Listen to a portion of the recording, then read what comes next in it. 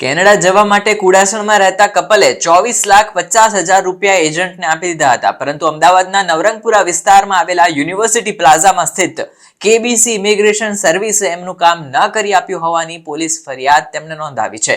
KBC immigration સર્વિસમાં કામ કરતા શખ્સ સામે કુડાસણમાં રહેતા મૌલિકભાઈ પટેલે ફરિયાદ કરી છે અને તેણે 24,50,000 રૂપિયા પડાવી લીધા, પરંતુ કામ નહોતું કર્યું એવો પણ આરોપ લગાવ્યો છે. હવે આ દરમિયાન બંને વચ્ચે માથાકૂટ થઈ હતી અને પૈસા પાછા ન આપતા ઠગાઈ આચરી હોવાના આરોપ સાથે ફરિયાદ નોંધાવવામાં આવી છે.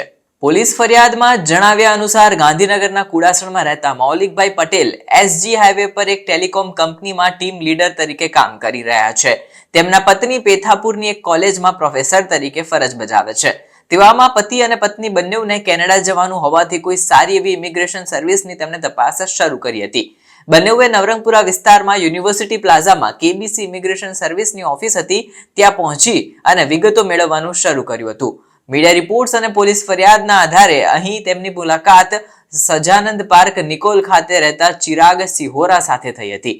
ચિરાગે મૌલિકભાઈ અને તેમના પત્ની અને તેમની એક દીકરી જે હતી તેને એક જ વર્ષની અંદર કેનેડાના પીઆર મળી જશે એવો વાયદો કર્યો હતો, નાખી પ્રોસેસ સમજાવી હતી.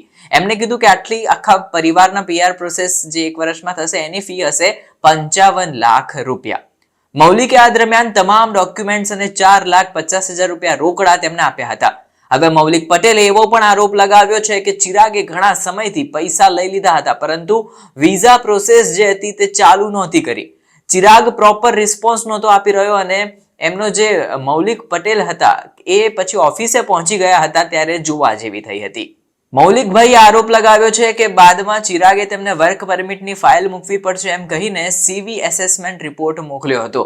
હવે 20 લાખનો ચેક મેળવ્યો અને બીજી બાજુ કોઈ ફર્મમાં જમા કરાવી દીધો હતો એવો પણ દાવો કરાઈ રહ્યો છે. જોકે સમય પસાર થયા બાદ તેમણે એમ પણ કહ્યું હતું કે હવે વર્ક પરમિટનો પ્લાન પણ નહીં ચાલે એમ મને લાગી રહ્યું છે, એટલે તમારે ત્યાં પહેલા વિઝિટર વિઝા ઉપર અપ્લાય કરવું પડશે.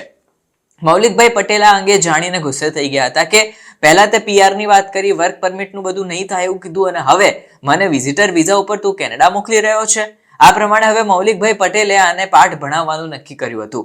જોકે બીજી બાજુ ચિરાગે બધું સમેટી લીધું અને ઓફિસ બંધ કરી અને ત્યાં જતો રહ્યો હતો.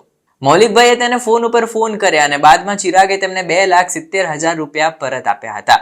જોકે બીજી બાજુ 21,80,000 રૂપિયા તો એમના અટવાઈ જ ગયા હતા, એટલે મૌલિકભાઈએ છેતરપિંડીની ફરિયાદ નોંધાવી દીધી હતી એમના 21 લાખ રૂપિયા પાછા મેળવવા.